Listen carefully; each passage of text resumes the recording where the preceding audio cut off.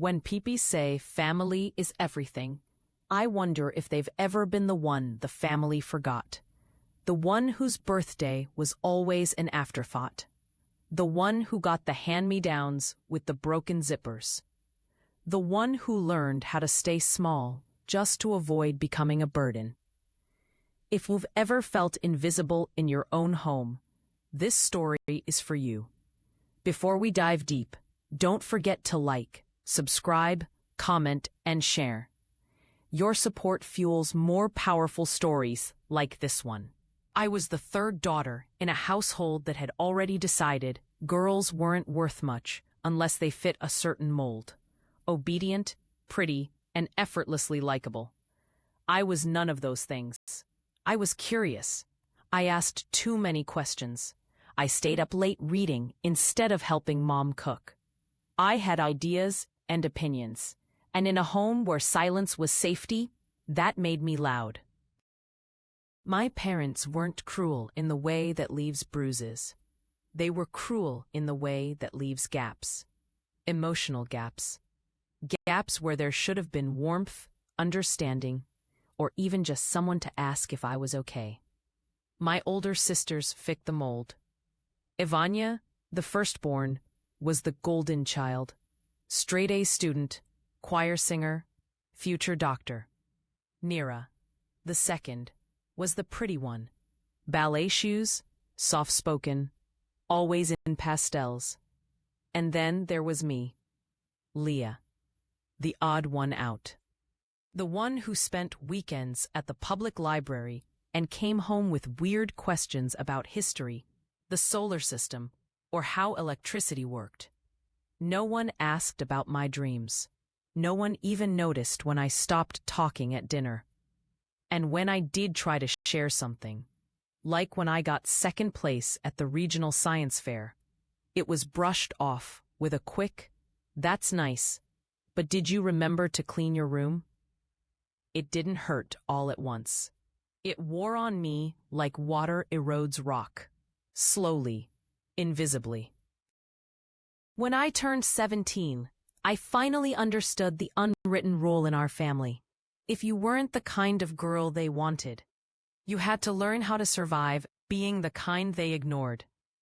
I didn't have much, but I had books, and I had a dream I didn't dare speak out loud.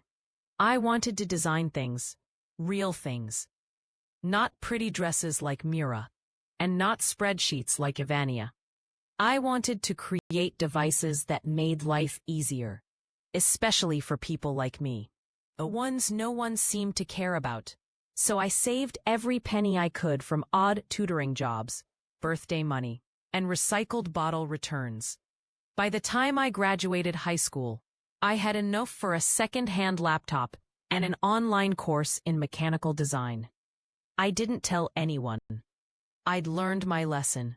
Dreams in my family were like fire, too bright, and someone would come and stomp them out. But one day, Mira saw the blueprints I was sketching on scrap paper.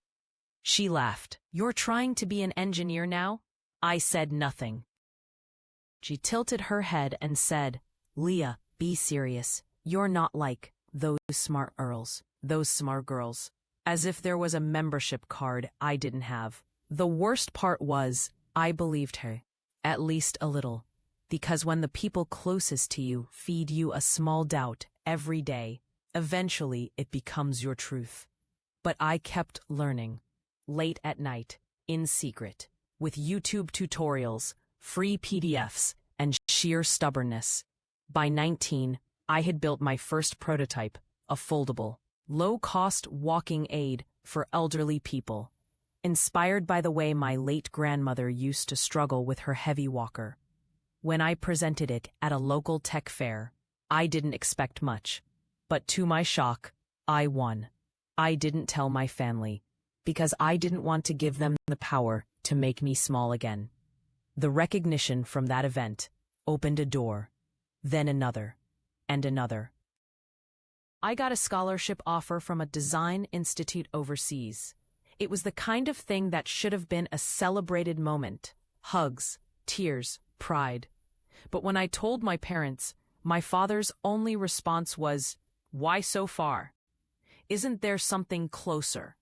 We can't help you if you go." That word again, help. As if they ever had. I packed my things anyway. There was no grand goodbye at the airport, just a stiff hug from Mom, a distracted wave from Dad, and Mira's half-hearted good luck. I guess, as the plane lifted off, I didn't cry. I felt weightless, not from joy, but from finally realizing I didn't owe anyone the version of myself that made them comfortable. In the years that followed, I transformed. I studied harder than I ever thought possible. I failed, stumbled, adapted. I worked night shifts cleaning hotel lobbies to afford rent. I ate instant noodles for weeks to buy parts for my projects. But I built, not just devices, but a life. By the time I was 26, I had my own lab, my own team, and a patent portfolio with 5 innovations. I wasn't rich, not yet, but I was seen, respected, free.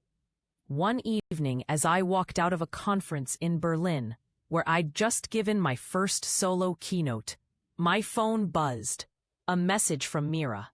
"Hey, random, but do you have a job opening? Things are kinda rough here."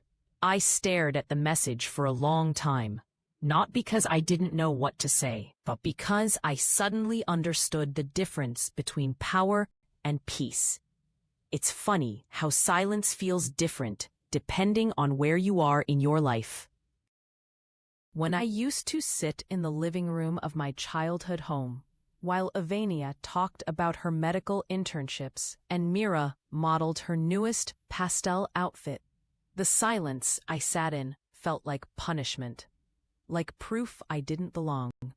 But now, standing in my own quiet lab with a cup of tea in hand and the distant hum of machines running smoothly in the background, silence felt like something else. It felt earned, peaceful, mine. That's why Mira's message hit me harder than I wanted to admit. Not because she asked for a job, but because I wasn't sure if I wanted her to even have access to this new version of my life. The girl who laughed at my notebook sketches was now asking for a place on my payroll. I didn't reply, not right away. I needed time to think, not out of pettiness, but because this wasn't about revenge, not for me. I had outgrown the need to prove myself to people who never made space for me to begin with. But there was still a knot in my chest I couldn't untie. So I called someone I trusted, Dr. Kepler, my old mentor. "Is it wrong that I don't feel bad?" I asked him. He chuckled on the other end of the line. "Leah, forgiveness isn't about denying your pain. It's about deciding who you want to be now that you're no longer in it." I sat with that. I realized I didn't want revenge. I wanted clarity. And maybe, just maybe, a bit of closure. I flew back home 2 months later. For the first time in nearly 8 years. It wasn't because of Mira. It was because my mother had a minor stroke. Nothing life-threatening, but enough to draw the family back together like a frayed magnet, pulling familiar pieces into one place. When I walked through the front door, the air was heavy with old routines, the smell of turmeric and overcooked rice, the low buzz of a news channel no one really watched. Mira was there. She looked different, tired in a way that couldn't be explained by makeup or missed sleep. There were lines around her eyes now. Her voice cracked slightly when she greeted me. "You look successful," she said, trying to smile. I didn't say thank you. I just hugged Mom and took her hand in mine, gently asking her how she was doing. The night passed slowly. Family dinners were still the same. Dad asking passive questions, Ivania dominating the conversation with stories about her hospital rounds, and Mira sitting quietly, picking at her food. No one asked about my work. No one brought up Berlin or the keynote. Not even the fact that I'd been featured in a tech magazine last month. But this time, it didn't feel like rejection. It felt like confirmation. That I was never going to be seen clearly in this house. And that was okay, because I had finally learned how to see myself. Later that night, Mira knocked on my door. She stood there, arms crossed, but her voice was soft. "Did you get my message?" "I did," I said. "I figured you'd ignore it." "I didn't," I replied. "I just didn't answer yet." She sat on the edge of the bed like she used to when we were kids, back when she'd sneak in during thunderstorms and whisper secrets she didn't want Ivania to hear. But this time, she was silent for a while. Then she said something I didn't expect. "I was cruel to you. I know that. And I don't have an excuse, except I was jealous." I turned to look at her. "You were jealous of me. You were brave," she said. "Even when no one believed in you, you kept building. You left. I stayed. I kept trying to be who they wanted. And now I have nothing to show for it." It wasn't a perfect apology, but it was honest. And in that moment, it was enough. When I got back to the city, I called her. "I don't have a position open yet," I told her. "But I can help you find something." She sighed. "I didn't ask to be your charity case." "This isn't charity, Mira. This is what sisters do. At least, it's what I wish we had done all along." There was a pause, then a quiet "thank you." And that was the beginning of something new. Not dramatic, not immediate, but real. I started thinking more about what legacy means. Not the kind that gets etched into marble or printed in Forbes, but the quiet kind. The kind where the people who once overlooked you come to understand who you really were. Where you break the cycle without needing to announce it. My next project wasn't a device. It was a mentorship program. Specifically for girls like me.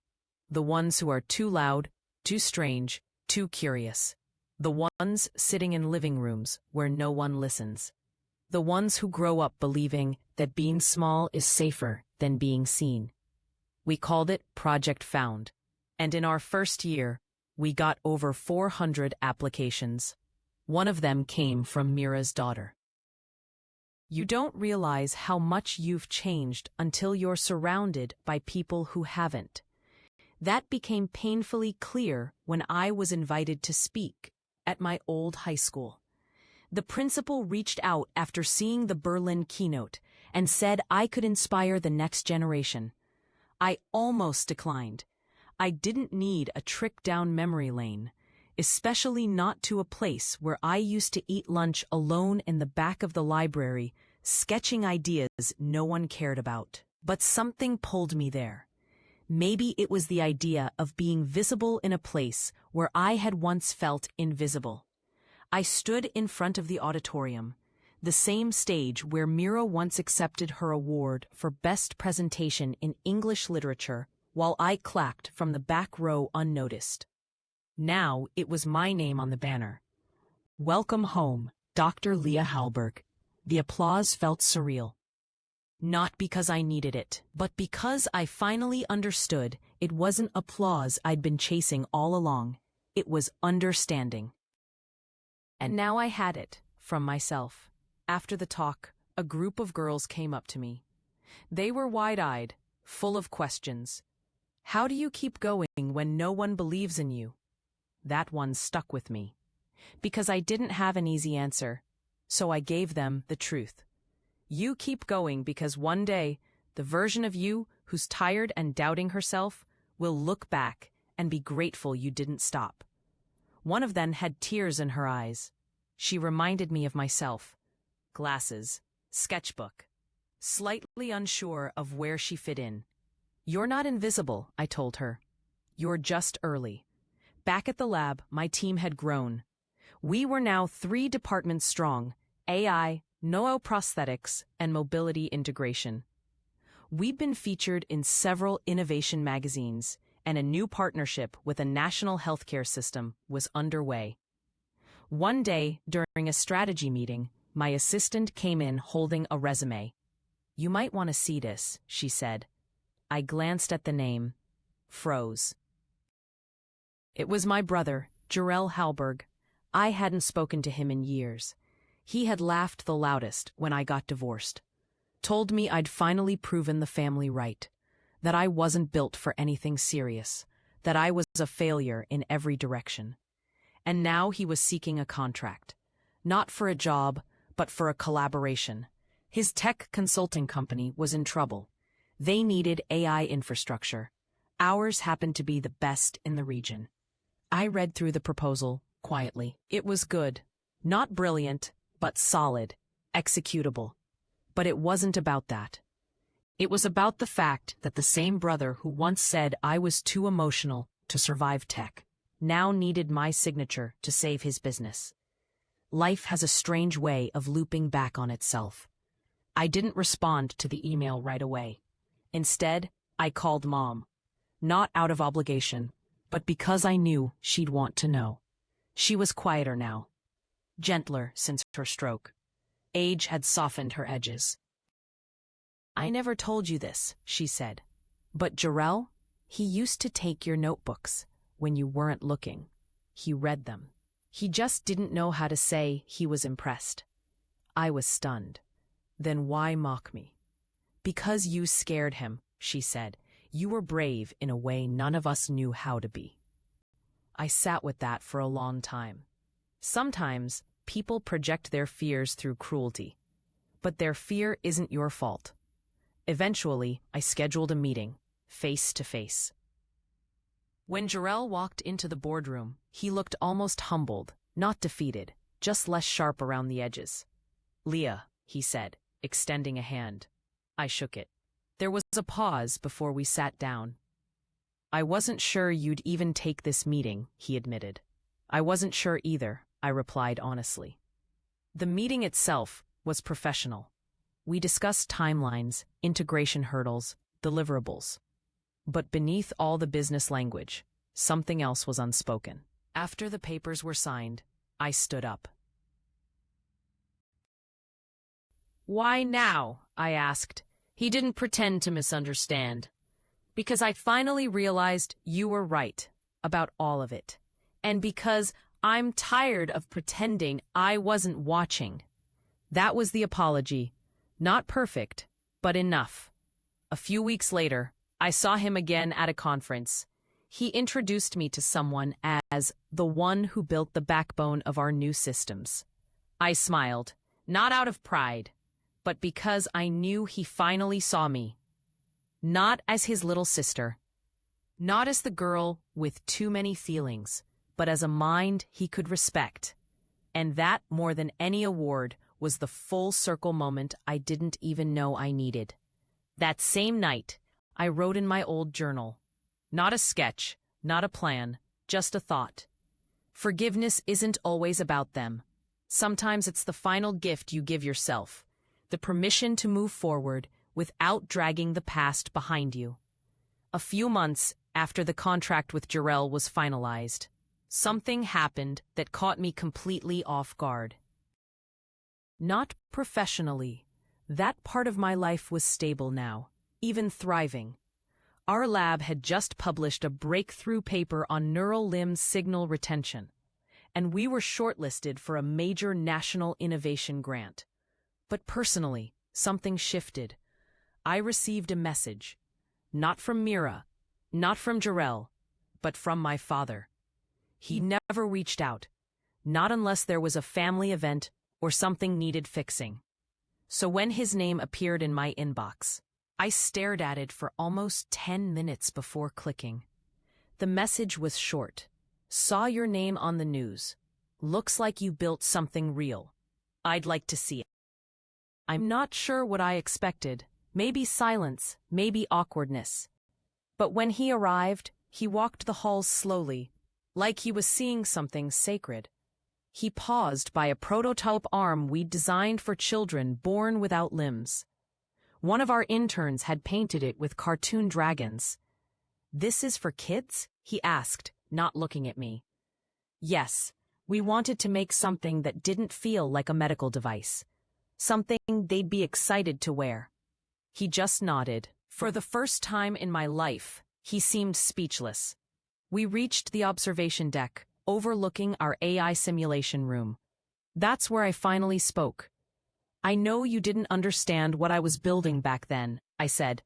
"But I never stopped, even when it hurt." He looked at me, and this time his eyes weren't critical. They were tired, regretful. "You were never the failure," he said. "I just didn't know how to raise someone I couldn't control." It wasn't an apology. But it was close. We stood in silence for a while, watching the simulation models pulse and shift like tiny galaxies, forming logic. Then he placed something on the desk beside me.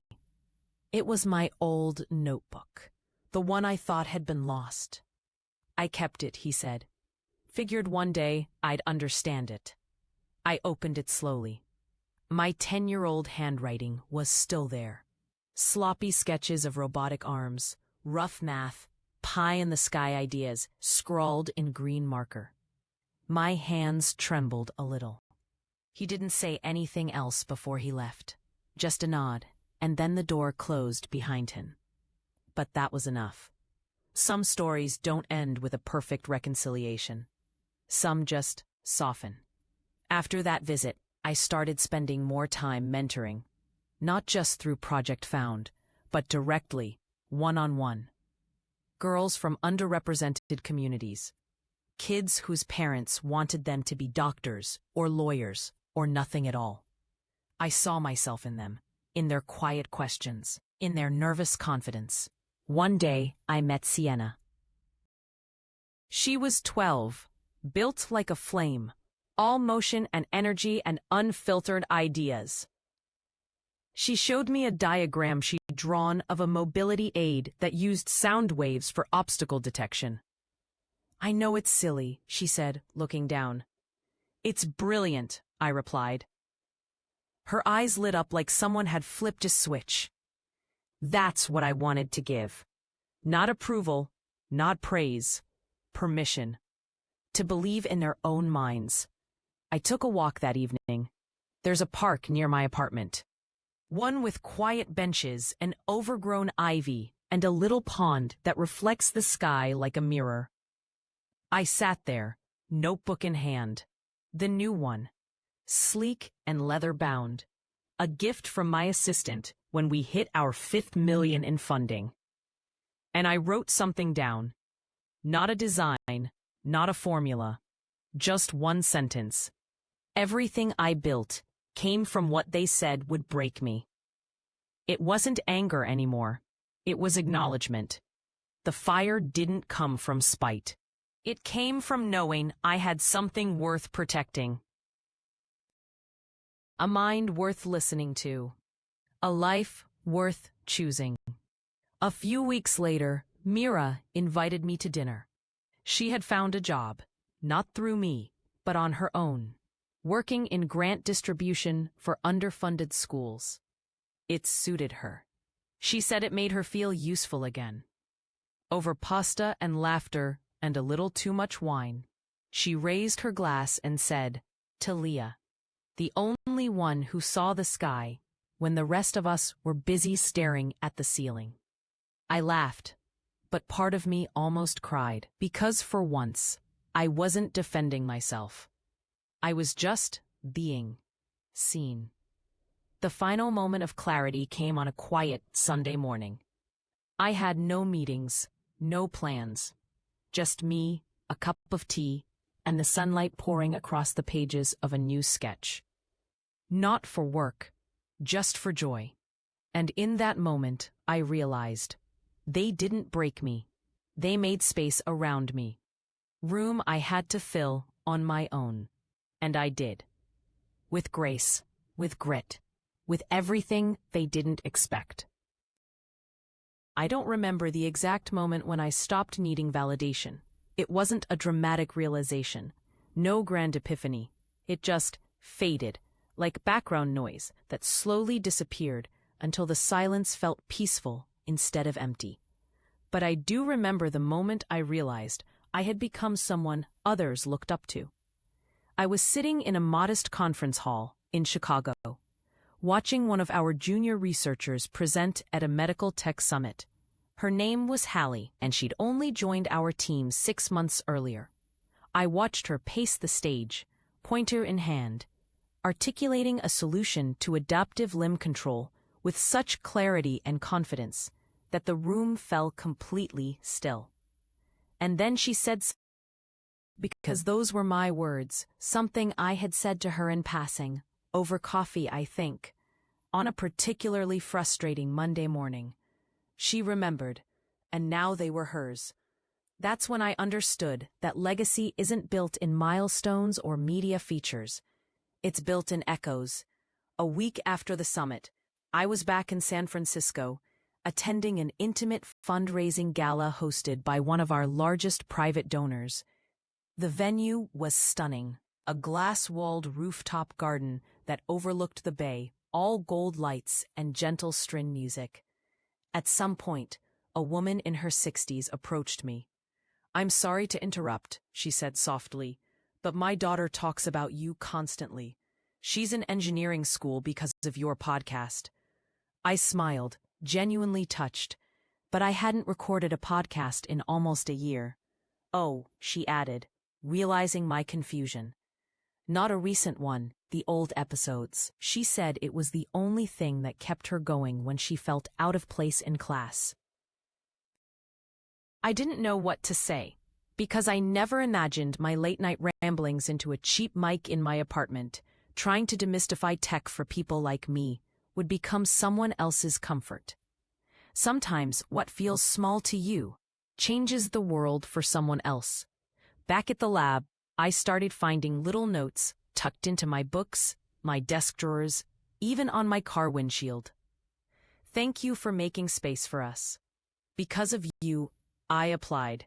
I finally believe I belong." They were anonymous and beautiful, but they also reminded me how rare it still was to feel safe, to feel seen, in certain rooms. That's when I decided it wasn't enough to lead quietly anymore. I needed to make sure the door stayed open behind me. So I expanded our program again.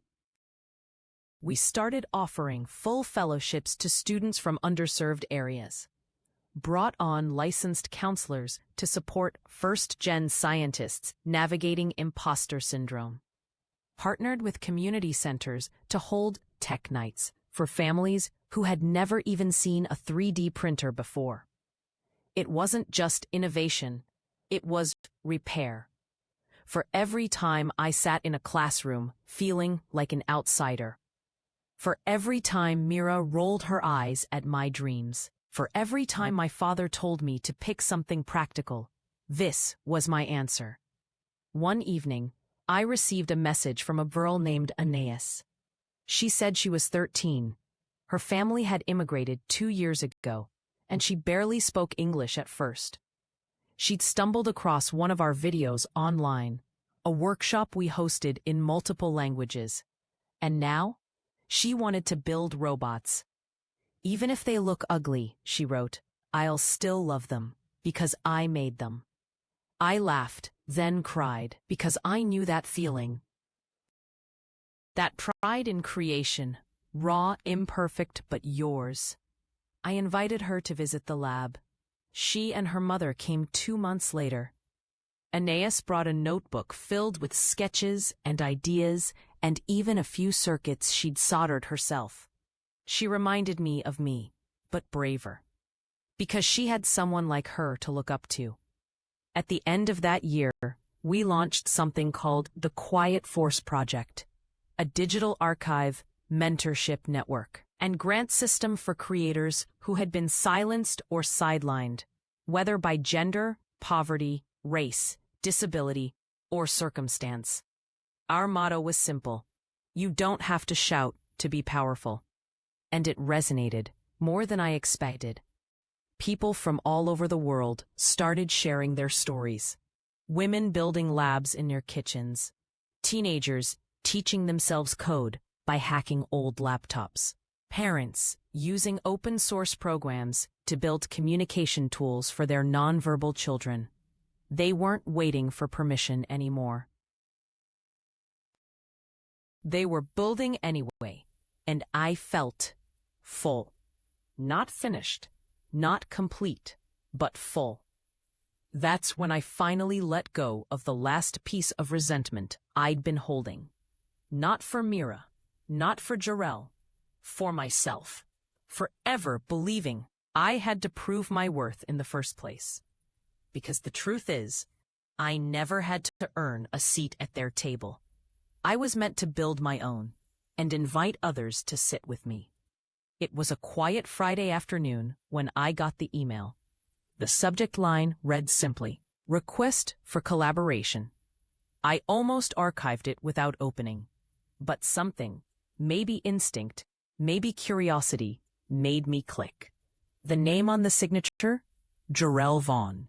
I blinked, read it again. The same Jarrell Vaughn who once decided I was replaceable. The man who watched me walk out of his office and never called me back. He was now CEO of a new venture-backed medtech firm, it said. They were hoping to integrate ethical AI into mobility hardware and were eager to consult with my team. It was polite, professional, forgettable, if not for the irony of it all. I leaned back in my chair and laughed. Not out of mockery, not even bitterness, just disbelief. I didn't respond right away. Instead, I walked into the development room, where our junior engineers were tweaking a batch of precision sensors. The room smelled like solder and ambition. You could almost hear the future humming beneath their fingertips. I thought about how far we'd come, about how none of it, would have happened if I had stayed in that old lab, waiting for someone to believe in me. And yet, here he was, reaching out. I forwarded the email to my assistant with a note. Let's be kind, but firm. A few hours later, we sent our reply. We'd be happy to discuss partnership terms. With full creative control on our end, non-negotiable ethical protocols, and a clear acknowledgement of intellectual property history. I expected him to decline. He didn't. A week later, we met over video call. He looked older, more subdued, his posture less sharp, his voice more measured. "Leah," he said, nodding once. "You built something extraordinary." I waited. He continued. "I underestimated you back then. That's on me." I let the silence stretch, then finally replied, "I know." Not bitter, just true. He smiled slightly. Fair. The rest of the call was professional. He walked us through their needs, their limitations, and why our system was the best in the country for the job. But the part that stayed with me happened just before the call ended. "Do you ever regret leaving?" he asked. It was a vulnerable question, masked as casual, and I gave him a vulnerable answer. "No, I regret waiting so long." He nodded slowly. I learned a lot from that. So did I thought, but I didn't say it out loud. Because growth doesn't always need to be spoken. Sometimes it just arrives. After that call, something shifted in me, again. Not closure, exactly. More like weightlessness. Like I no longer carried the need to prove or protect or defend anything. Not even from ghosts of the past. I was free to just build, to teach, to imagine, to love. That spring, I bought a small cabin near Lake Siskiyou. It wasn't fancy, just wood, stone, and the sound of water lapping at the shore. But it became my haven. I'd spend weekends there sketching, reading, sometimes just sitting with the wind. I brought friends, students. Mentees. We built fires, told stories, swam in the cold water. No meetings, no expectations, just belonging. One night, under a wide sky full of stars, Sienna, the same young girl who once showed me dragon arm diagrams, looked at me and asked, "Did you always know it would turn out like this?" I shook my head. No, I just knew I couldn't stay where I was. She nodded thoughtfully, then whispered, "Me neither." And we sat there, 2 generations of misfits wrapped in night air and quiet rebellion. That's the thing about life. It never hands you permission. You either claim it, or you build it from nothing, piece by stubborn piece. Years from now, maybe someone will tell my story as a lesson. Maybe they'll say it was about revenge or vindication, or the poetic justice of success. But that's not how I remember it. To me, it was always about the long, quiet becoming. About finding my voice when it was drowned out. About choosing myself before anyone else did. And about making sure that the next person who feels small doesn't have to stay that way. The invitation arrived on an unusually warm October afternoon. It was a pale cream envelope with elegant handwriting and a small embossed crest on the seal, the kind of detail you don't forget when it once meant something. I opened it slowly, expecting a gala flyer or a donor event. Instead, I read the words, "You are cordially invited to the dedication ceremony of the Vaughan Institute for Regenerative Robotics." Below that, in small, careful script, keynote speaker, Dr. Leah Varell. For a moment, I stared at the paper, unmoving. Jorel hadn't mentioned this, not in our call, not in any follow-up, but now here it was, an invitation not just to attend, but to speak. I thought about it for days. Not because I didn't know what to say. I always know what to say now.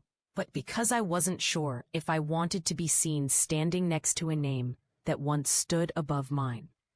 But something deeper stirred inside me. Not resentment, not ego, responsibility. Because I remembered what it felt like to be in that audience, watching someone on stage and wondering if I'd ever get there. If my presence, my voice, could crack open a window for someone still sitting in the dark, then I would go. Not for Jorel, for them. The ceremony was held in the very city where I once rented a room with peeling paint and dreams too big for my savings account. Now, I arrived in a private car with a team behind me and students who traveled across the country just to shake my hand. The institute was stunning. Sleek lines, green energy design, open-air corridors with glass walls that shimmered in the sunlight. A small plaque greeted guests at the main entrance, dedicated to the minds that wouldn't stay silent. I smiled. Progress. Real, breathing progress. Backstage, before the keynote, I caught sight of my reflection. There I was, Leah Varell, in a dark plum suit, hair pulled back, notes in hand, about to address the next wave of thinkers, dreamers, builders. And I didn't feel nervous. I felt steady. I stepped on stage to polite applause, but what hit me first was the silence. That beautiful, expectant silence. Not doubt, not scrutiny. Just listening. "My name is Leah," I began, "and once upon a time, I was told I wasn't right for this field. Not loud enough. Not logical enough. Not strong enough." I paused. But what they didn't know is that strength comes in many forms. Sometimes it comes quietly. Sometimes it looks like persistence, not perfection. I saw eyes widen, pens scribbling, phones recording. Good. They needed to remember.